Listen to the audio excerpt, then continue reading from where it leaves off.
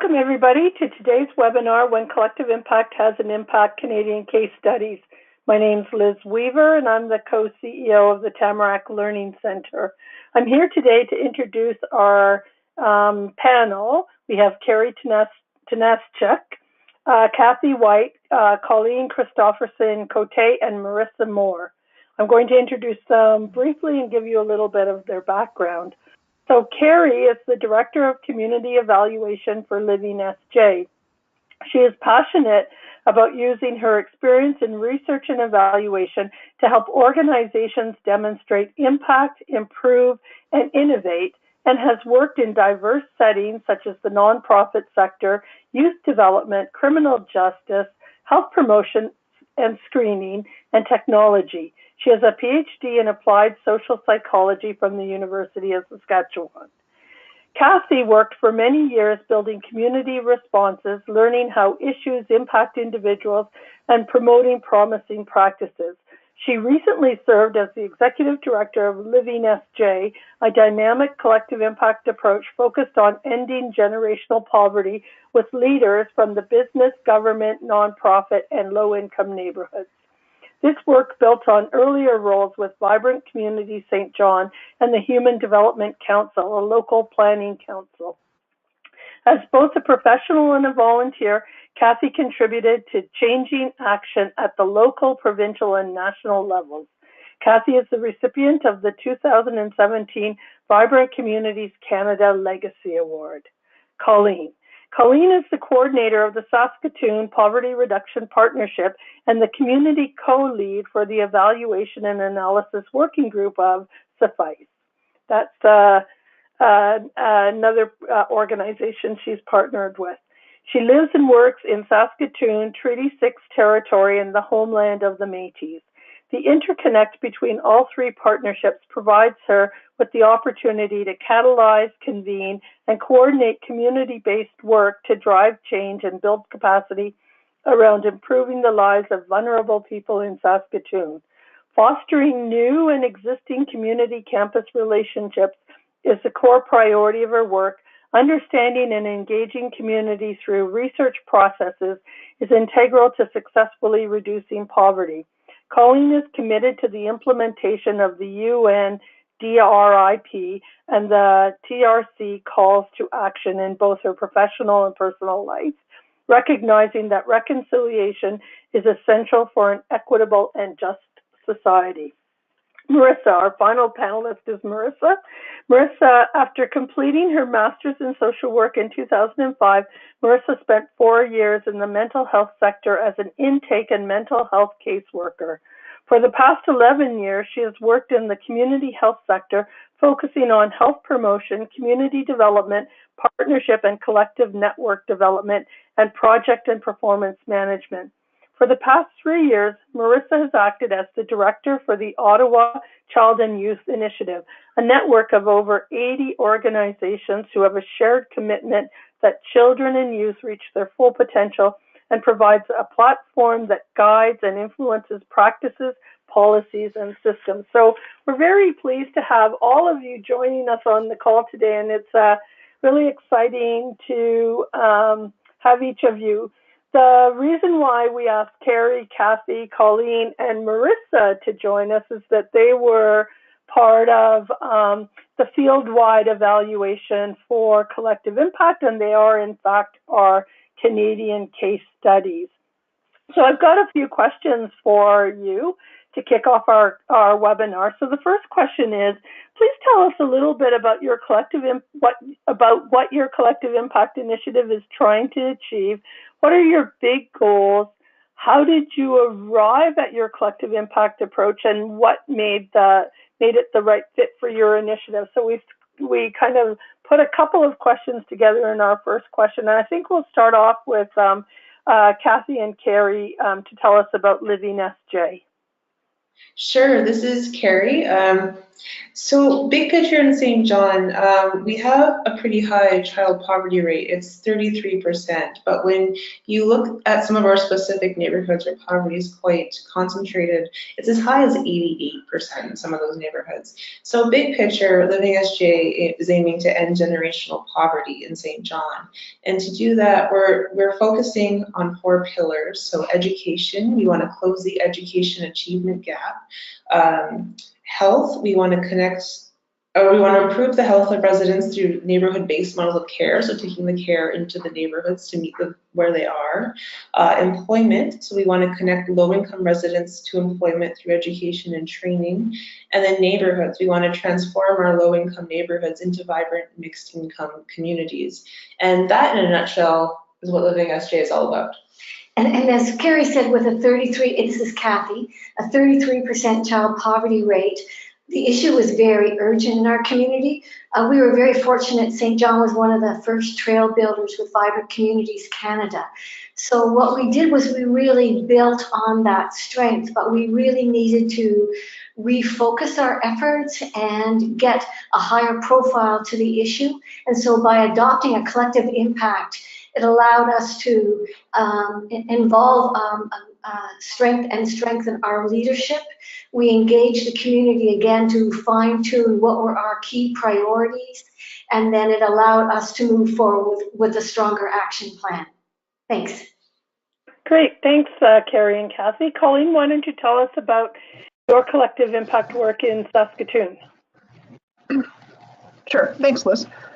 So in response to the 2008 health disparity report put out by the Saskatoon Health Region, the Saskatoon Poverty Reduction Partnership was created to convene, catalyze, and coordinate a community response to improving the health and well-being of Saskatoon. So over the past 10 years, the collective has worked historically to call for a comprehensive provincial poverty reduction strategy. Saskatchewan was one of the last. There's some discussion as to whether or not BC or Saskatchewan was the last. So that strategy was developed and released in 2015 in response to a campaign that we coordinated called Poverty Costs that illustrated the economic and social impact of poverty in Saskatchewan. And over the last couple of years, we've had a handful of provincial changes. And so the SPRP has refocused to build connections with the federal government strategy to ensure that Saskatchewan and Saskatoon specifically has a place in that strategy, and also is developing a community-specific poverty reduction strategy for Saskatoon that looks at intersectoral complexity of poverty, upstream policy and practice, and the interconnection between policy change, particularly considering we're in 2 years of austerity budgeting.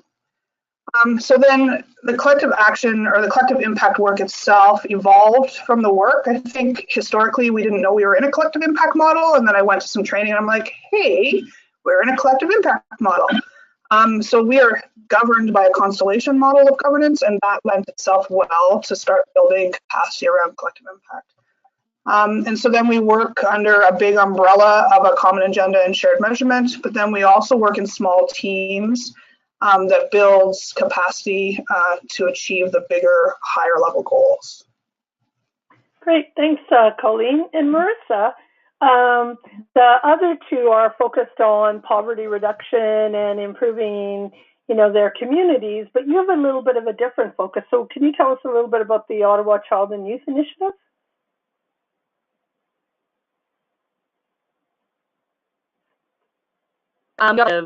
Is a collaborative of over 80 organizations with the ultimate goal of finding opportunities and ways for youth in Ottawa to reach their full potential. So that being the very high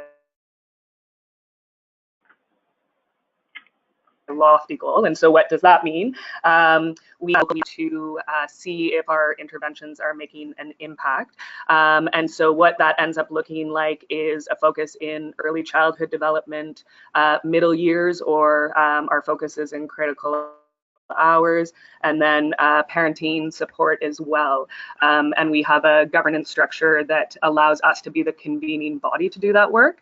So we don't always use collective impact as approaches, but we are using it with respect to social emotional skill development among children and youth. And so that's what I'll mostly be referring today, and how we've been using the collective impact model to move that, that high level goal forward.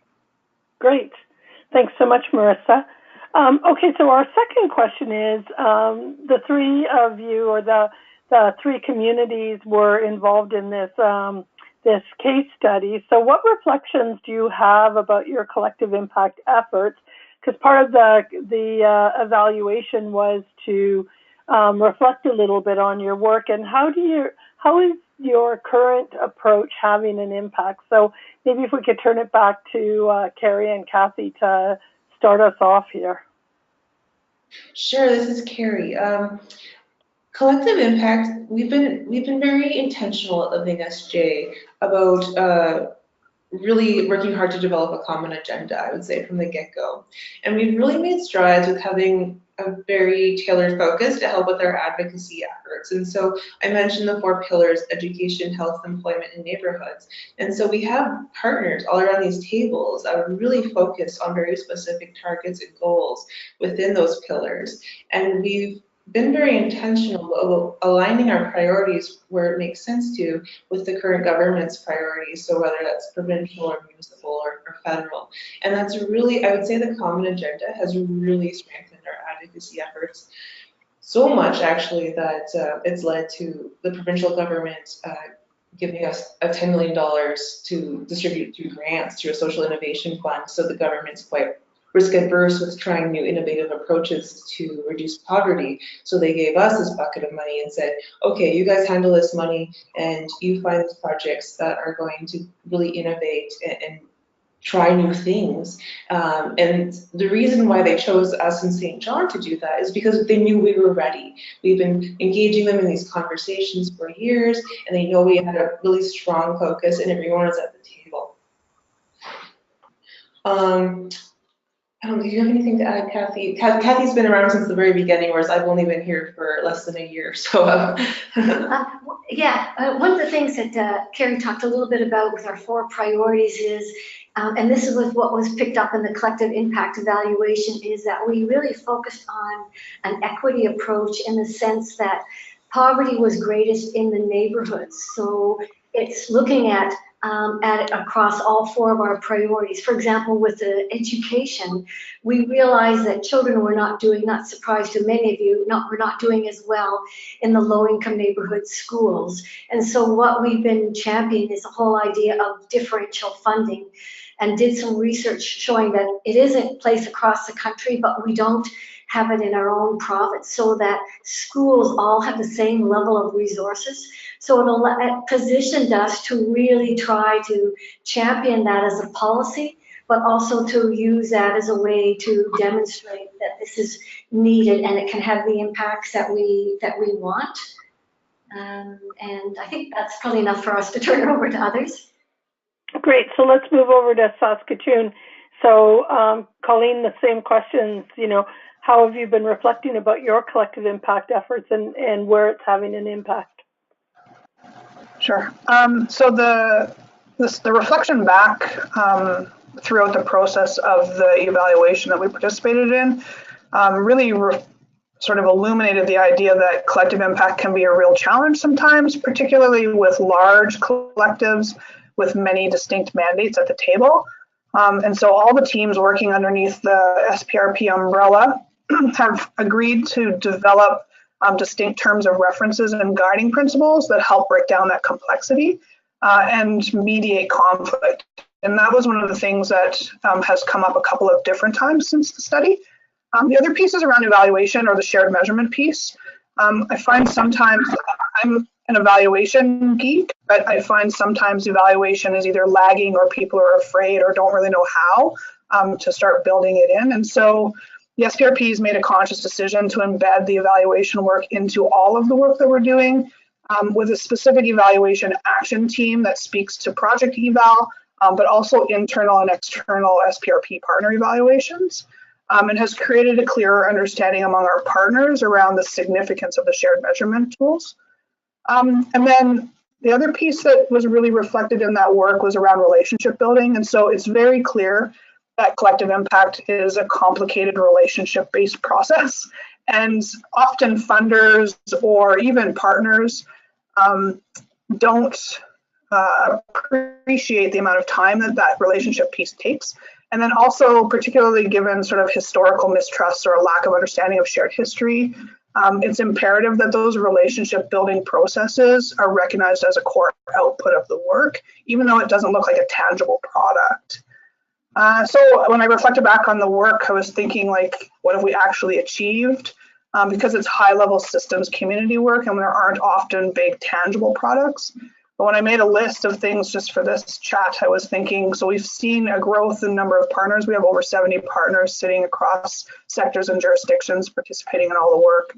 We've seen the government interconnections and general interest in both elected officials and admin in the work and how their policies and practice are interconnected to community work. We've seen a 50-50 government to community advisory team be built on how to reduce poverty in Saskatchewan and then use that relationship to build a strategy for poverty reduction and also an early years investment strategy for Saskatchewan. And then we've also seen multiple employers and community organizations become accredited as living wage employers. We've seen municipal government restructure the way they manage their portfolios, including a new counselor assigned to a community safety and well-being practice that includes poverty reduction, particularly in the core neighborhood, and around reducing barriers for vulnerable populations in our community. So I think even though it's not tangible, there are a ton of outputs and outcomes from this work. Well, I think those are tangible, but really great, Colleen. Thanks for sharing that. So Marisa, you're going to focus on one aspect of the work for the Ottawa Child and Youth Initiative in terms of the collective effort. And so can you tell us a little bit about the impacts that has had? So with the using collective impact to improve social emotional skill development in Ottawa, we've seen some great successes in practice improvements in the field. So we have tested out some pilots called the Practice Champions, where we're training childcare sector on working with children using attachment and essentially the core components of infant and early childhood mental health. And that's been quite impactful. In our critical hours, which is essentially the sector that has programs outside of school, so those homework clubs and after school programs, we've had a number of great successes in terms of everybody sharing a common agenda around promising practices. So similar to what Carrie and Cathy were talking about with that group, we have pillars that we frame everything around. So from our evaluation to our indicators to how our training is selected, if it fits within those three pillars, then we move forward with that. And what we really are asking them is to develop their program so that there's some commonality and that it is based in best practice. And some of that is social emotional. And also getting people to use the same evaluation questions as well. That has been an incredible success, but a very long journey. So I think we spoke a little bit around the evaluation and the importance of trust building. I think when we're working with community programs that have limited funding anyway, having them measure the same way, where in some ways there would be some comparison between programs, and especially when you're looking at outcomes, can be very concerning for some. And so getting people on board to be comfortable with that is quite a big challenge. I think for those opportunities and allowing the time for us to be able to build that trust with our 80 partners has been so essential. And so those other successes that I sort of spoke to would not have happened, I don't think, if we didn't have the Ottawa Child and Youth Initiative body. So again, I agree with Colleen in the sense that it's not tangible sometimes, the importance of the backbone, but it is really essential to collective work in general, I think. Yeah, it's interesting. All of you kind of identified this this kind of change mechanism or this evaluation approach that the folks at the Collective Impact Forum in their guides to evaluating collective impact identified. And so the first stage is really, to what degree of fidelity do you have the collective impact initiative in place? And that's, bringing the partners together, extending the network, building on a common agenda, setting some of those terms for working together. And then the next stage of evaluation is looking at behavioral change.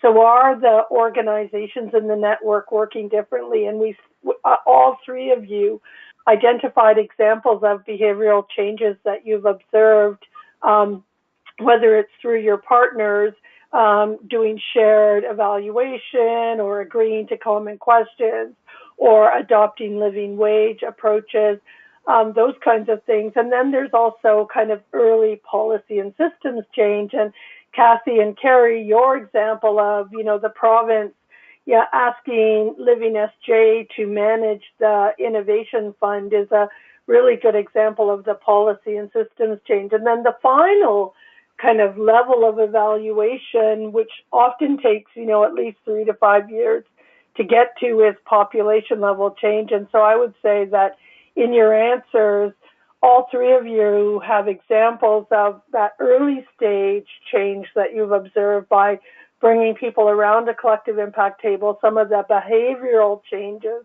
whether they're happening for individuals or for the partners in your network, and then also some of the policy and systems changes. And I think, as we've learned through the field-wide study, that it does take some time to get to those larger population level changes. So really interesting answers that, there's consistency across the three of your initiatives. So the final question that I have is, we always like to have the power of reflection. And so if you could go back in time in terms of this collective work, what might you do differently? What are some of the learnings, some surprises that you've had, some of the challenges, and how you've overcome them? So we'll turn it back to Living SJ to give us their first bit of reflection. Sure, this is Carrie. So when we look at Living SJ and we introspect on how we're doing, I think where we're weakest is on the shared measurement piece. And interestingly, the report that we were talking about earlier showed that actually that's not uncommon. But anyway, I think shared measurement is really the place we could shore up. And when we first started, you're almost drowning in data. Like, there's just so much data. There's all these stats, but making sense of what's useful data and how to use that in terms of evaluation and setting up a framework is quite challenging and difficult. And also making sure everyone around the table is on the same page about how we're actually going to count things. And it's a lot more difficult than I think was first anticipated when Living SJ started. For example, all 4 of our teams had targets. And so, as an example, employment had a target of moving 100 families a year off of social assistance. But then when we went to count and say, how are we doing, we found out, oh, well, actually, most of the partners don't actually track by family. So the measurement piece wasn't actually, we didn't think about that when we were designing our target, or it wasn't thought of by the people around the table at the time. I'll turn it over to Cathy to talk about. Yeah, just a couple of quick more points. One of the things when we started and we had our 4 priorities, it wasn't until we got into it that we really started using the terminology generational poverty. And the more we got into our strategy, I think the deeper we actually all got and how to really frame the issue that we were focusing on. And I think, as Colleen put it, this is not work that happens overnight, that this is hard, long work. So the other piece with that is really understanding, for example, at transition to work, what does it really take to help people along their journey to move from living in poverty to being able to get into the workforce and retain their employment. So the need to continue to understand the issues as we go is really, really important. And the last piece, just to highlight, as Liz said with the fund, I think it's because we're together as a community, and the collective impact initiative has really allowed us to build a much stronger momentum. Then I think it was really not to underestimate the power of a community voice together, having all four sectors. And that's really how the idea of pitching the fund to the provincial government came about, because we really took the risk to propose something to government. And it really hits home that you need to engage senior levels of government, and then you need to continue to engage them and not wait for them to do the follow-up. So just really understanding the power of community as you move forward, organized under a collective impact approach. Great. Colleen? So I was like, I don't know what I would actually do differently. And so I thought, because we're talking about collective impact, I thought I would just make comments on all 5 of sort of the essential requirements of a collective impact project, and just sort of reflect on whether things are working well or not.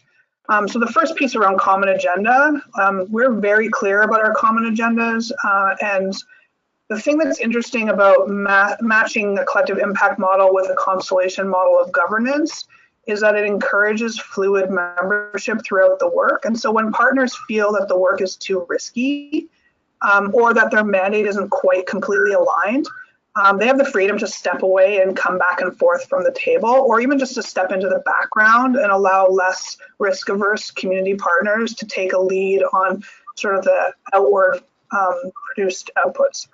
And so it actually sometimes though is tied to funding complications. I'm going to spend most of my time talking about the backbone piece. Shared measurement I talked about before. Looking back, I would echo the idea that it would be really nice if we could match data and data collection with the indicators that we're trying to sort of illuminate, and then also avoid sort of duplication in reporting mechanisms or a lack of reporting because of miscommunications or a lack of awareness about who's doing what and who's collecting what. Communication tool for me is the most essential part. I'm only a part-time coordinator. We'll talk about funding and backbones in a second. If it was a full-time position and we had more options for communication and building more capacity, we would simply just get more work done. But communication is the critical piece to sort of keeping a 70-plus member team operational. Mutually reinforcing activities, we do really well. I have so many balls in the air that sometimes I think maybe this is a problem, because I think there are just so many things we could be working on that sometimes prioritization becomes a bit hard to handle. Though it is important to note that when we're in a prioritization of work situation, we have a very solid, inclusive team with people with lived experience who inform that work. And they're the primary influencer on prioritization, not systems or sector folks. It's most of the people with lived experience who prioritize that work. And that leads me to the backbone, and I said I would spend a bit of time talking about backbone. So for me, the SPRP has had 4 backbones over the course of its history. And sometimes the work around backbones is offset by money and power, and we talk a lot about the power imbalance in our work, particularly when we reflect around truth and reconciliation and the historical injustices that happen in Canada and more specifically in my communities. The funding for the SPRP is made up currently of 4 or 5 providers. So we pool the resources, and then the backbone, which today is a community partner, holds that funding, but doesn't actually act in any other manner than a normal partner would, or any partner would. The team made a decision not to seek out community funding through granting, because 70-plus partners sit around this table. We would be ultimately competing with our community partners for a very limited amount of resources in the community. And so we really call to our partners to pool the resources on this position. Earlier, I talked about the importance of terms of references and shared agenda. When we talk about our backbone relationship and the power imbalance that comes around sort of who has the money and who's producing the most resources for the work. We often go back to those terms of reference and guiding principles to manage the conflict around power. And so note that for the most part, we don't have a ton of conflict, but when we do, the language around it is that the backbone itself is not the boss of the work. Its role is really structural and critical, but the representatives from the backbone agency, whether it's a system agency or a community agency, hold no extra clout in the decision making at the partner table. And so that collective voice, often because the terms of references are so clear, we have an ability to sort of manage that potential conflict. I have worked in other collective impact models where one funder is also the backbone, and that potentially causes some power imbalance in the work prioritization. Marisa. So it's always changing in terms of what some of the challenges are. So similarly to Colleen, we have a selection of our members that contribute funds that sort of support the work we do. So the challenge partners have had some changing priorities at times. So the funds that go towards supporting us to do that work can change, and it's not necessarily secure, and that of course then impacts our work year to year, because we're not necessarily certain of how much we're going to have to be able to roll out some of the projects. So I'd say that that's a bit of a challenge. The other piece is, again, with the data, so it's finding the right data. The other really big challenge is that if there is data out there, but we're not able to access it for a variety of reasons, whether the holder of that data is just not willing to share it, but it's data that we really feel is essential. And a really big challenge, I would say. And we have a couple examples in Ottawa of why.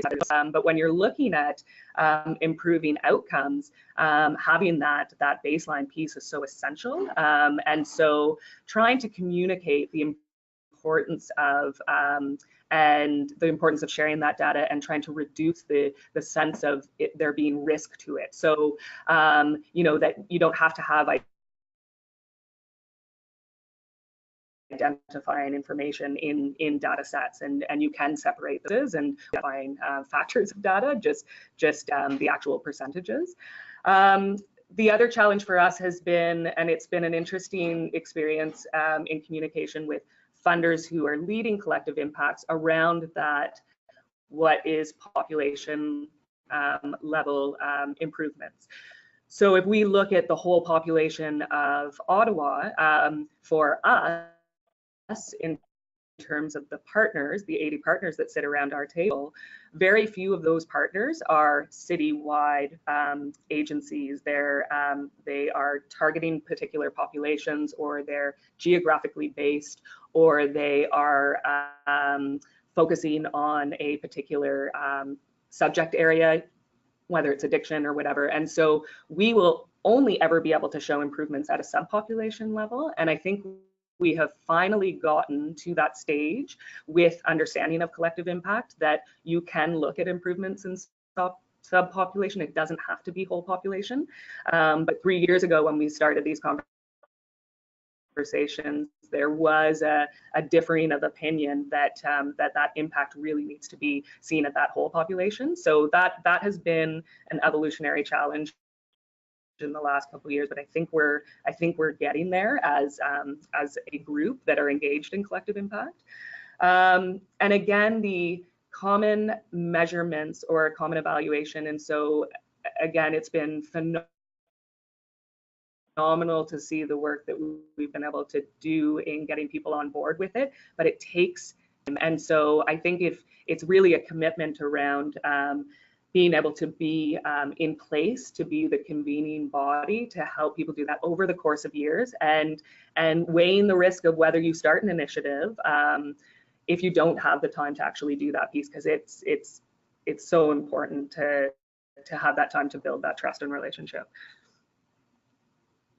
I think there's some really interesting threads that came through all of your reflections and your answers to this question in terms of learning and surprises, and, you know, picking up from Marisa, you know, having the time and focusing on, you know, understanding the impact of this work on subpopulations, getting agreement around that, and working with funders.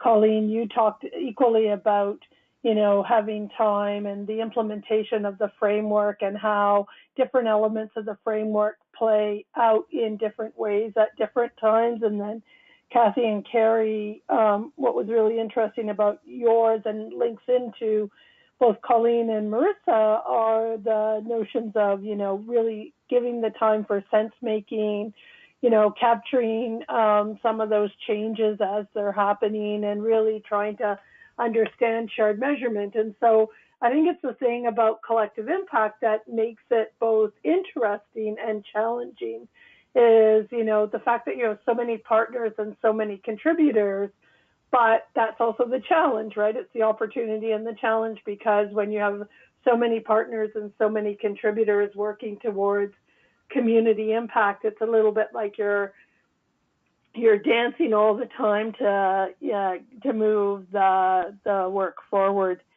So now we're going to move on to the question and answer part of our call. We had a couple of questions submitted in advance, and so we'd also encourage those of you that are listening to the call to maybe submit your questions in the chat box, and we'll try to get to some of those. We'll start off with a couple of the pre-event questions, and the first one is as follows. I'm embarking on a new project using collective impact, and I've not used collective impact before.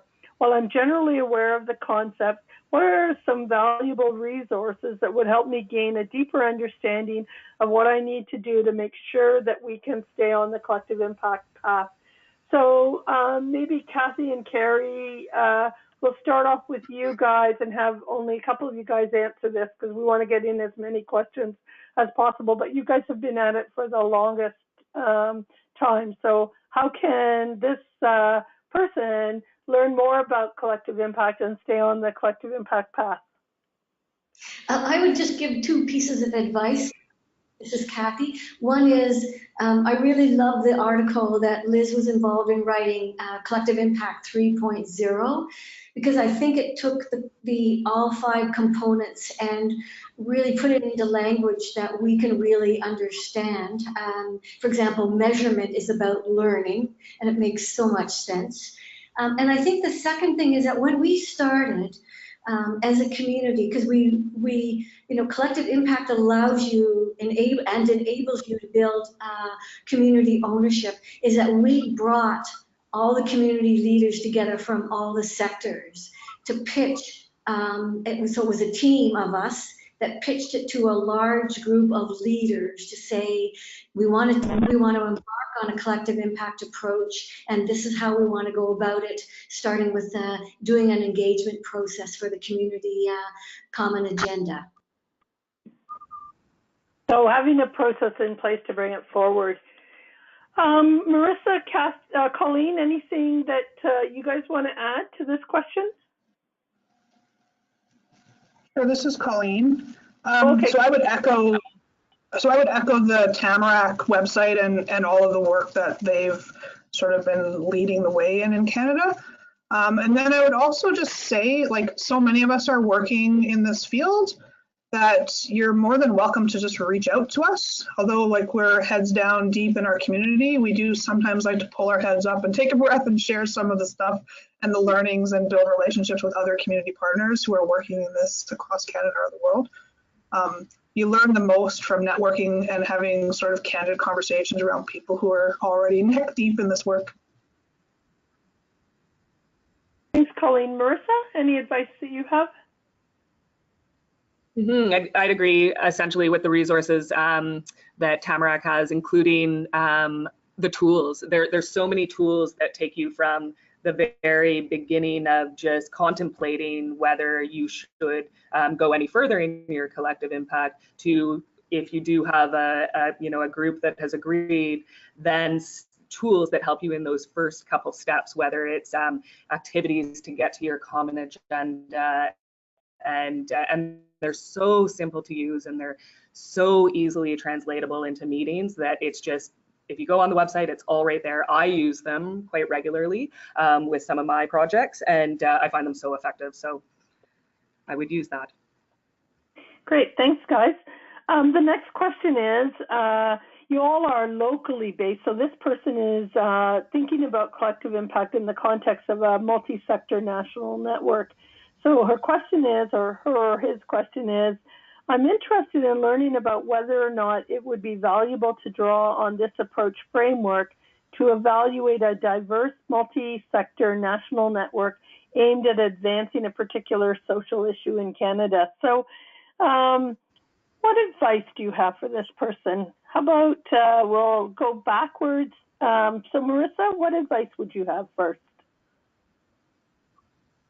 Yeah, so I think I sort of wonder what that would look like. I imagine, I sort of think, and maybe this is because I'm so entrenched in something locally, but the face-to-face meetings and consultations that happen via our task groups, and or whether it's the capacity building trainings or the trainings that we use to improve practices, it's that person to person has been really valuable in building the trust around working with collective impact in the first place, that I wonder how that might work if it's at a national level, and I'm imagining you wouldn't be able to be in close proximity. It's not that I don't think it would work, I'm trying to picture that may be quite challenging, and sort of when I think about all the behind the scenes work, with whatever backbone is sort of leading that, I could see if that person is thinking to play that role, I would imagine there would just be, it would lengthen the process, I think, in terms of where you would be able to get to some outcomes and impacts. But I think theoretically, the conditions of collective impact could be applied in any sort of multi-sectoral, because I think we are all doing it with multi-sectoral partners right now. It just happens to be locally. So it would work in that sense, I guess. Colleen? Yeah, so Liz, you can probably also reflect on this. I've never really thrown the Suffice project into a collective impact framework to see if it would flesh out as a good idea. But it is a pan-Canadian, multi-sectoral, multi-jurisdictional, very complex process. So if you want to look it up, it's Community First Impacts of Community Engagement out of Carleton University. And so I would say the pieces of that project that work well are the quarterly face-to-face meetings to make sure that those relationships are built and people understand who everybody is. But then also the constant communication. So when the communication piece of the collective impact framework breaks down, then the work breaks down. And so I think it's doable. You just have to really be conscious of how your communication strategy is implemented and evaluated to make sure that all the project partners from across the network are engaged and feel like they're part of the decision-making process.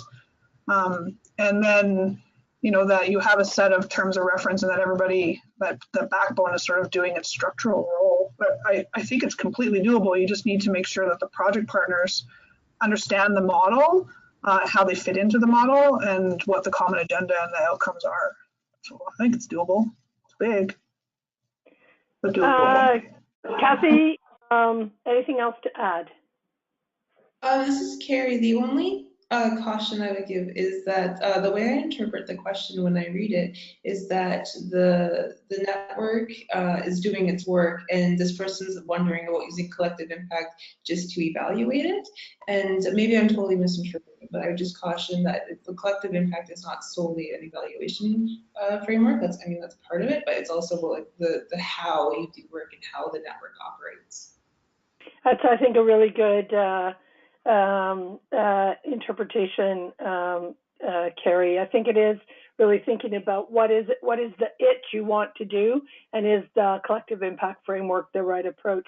So we've got a couple of questions that people have been typing in, and the first one is a pretty simple to answer question. So how long have each of you been doing this work?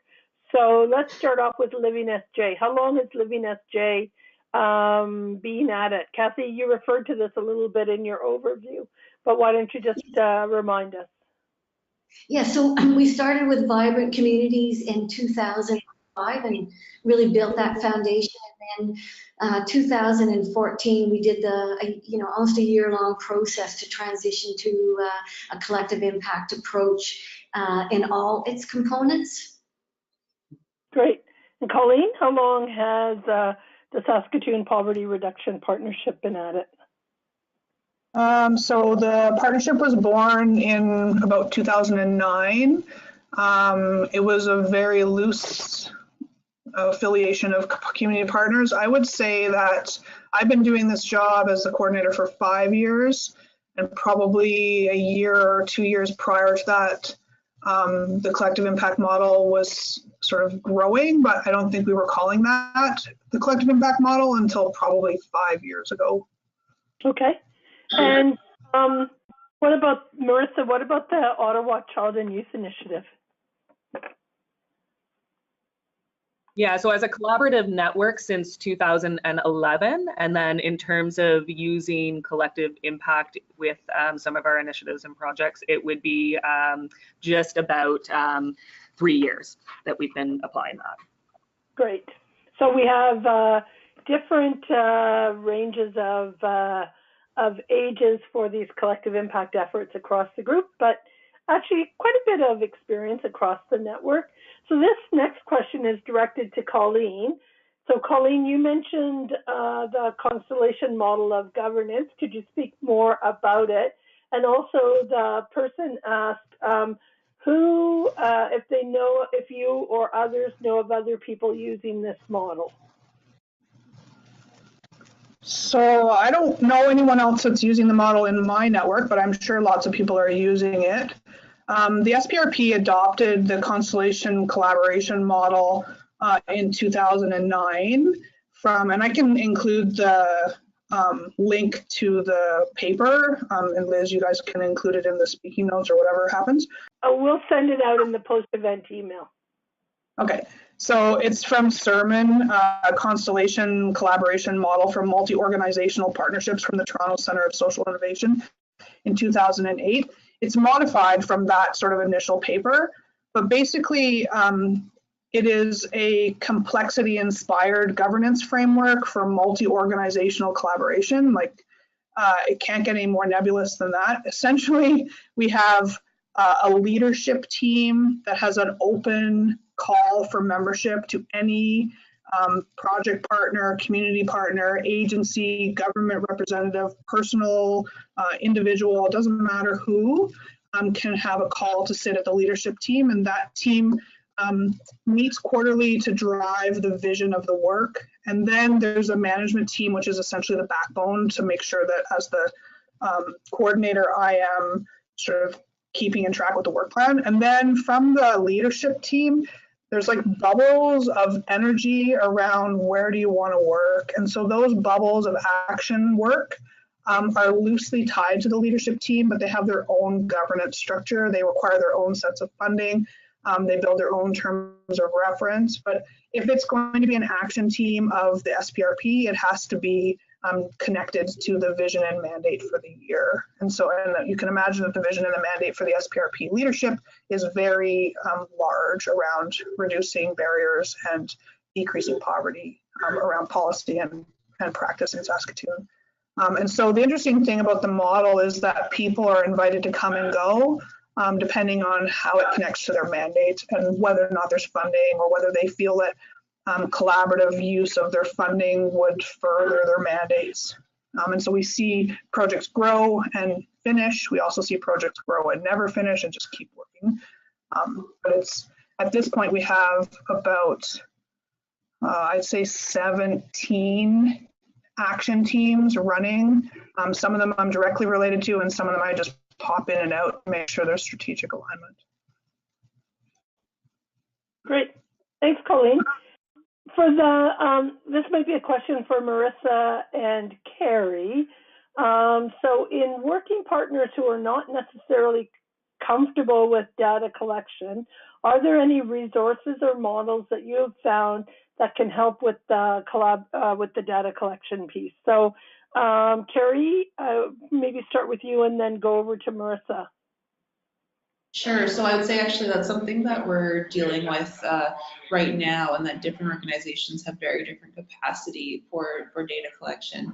And really, I don't have like a model to take out of my pocket. I wish I did, but a lot of it is really meeting people where they are, and I think you can work with people to get there, but I think it has to be a pretty individualized approach if their capacities are different. And so it's not really a one-size-fits-all approach, I would say. You'll have to be respectful of different partners, what their staffing looks like, and who's staffing those roles, and those types of things. And I would say that really what we found key is you need to keep the data collection to the needs to knows. There's a lot of nice to knows, but your survey or whatever form you're using can get really long really fast, and it becomes just a burden. And we don't want data collection to be a burden. We want the partners to see the value in data collection and how it can be useful to them through things like sense making and how to improve what they're doing. Great, thanks, Carrie. How about you, Marisa? Yeah, I would completely agree with Carrie that it really, really varies. So there isn't sort of a one fits all for that.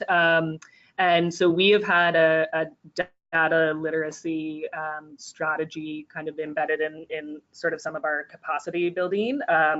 So with our particular task groups, and again, it really varies, is providing training opportunities around everything from logic model development, and we look to some partners in the community as part of our network who are the experts in that, so to sort of lead those trainings and workshops, and we've also developed some very basic Excel guidebooks to help people literally, really from step one, this is how you're setting up your collection sheet, and here is how you put in your measurements, and a couple sort of here's how you can do some cross analysis, and so that we are slow capacity for people to do that independently in their own organizations, and ultimately dispelling the myth that it has to be really complex, that you can do evaluation that is, again, within your skill set, and it doesn't have to be so scary. We have a research and evaluation task group as well that really helps to guide how we can build that knowledge, or not don't necessarily have degrees in evaluation and data analysis, because most don't, but I think constantly working with organizations to convince them that evaluation is really pertinent to their work, and at the end of the day, if they want to show the amazing stuff that they're doing, being able to communicate that through good quality evaluation is really essential. So it's become this capacity building piece for us. But really, again, it's we really lean on our experts in the community to help drive that forward. So it's not just one particular person either doing that. Great, thanks. I think that's from both of you. That's very valuable advice in terms of approaching this with community partners. There is one really good tool that we like at Tamarack. It's done by the Urban Institute. It's called Data Walks, and it's a great tool for helping people kind of make sense of data. And so we'll send that around in the post-event email as well.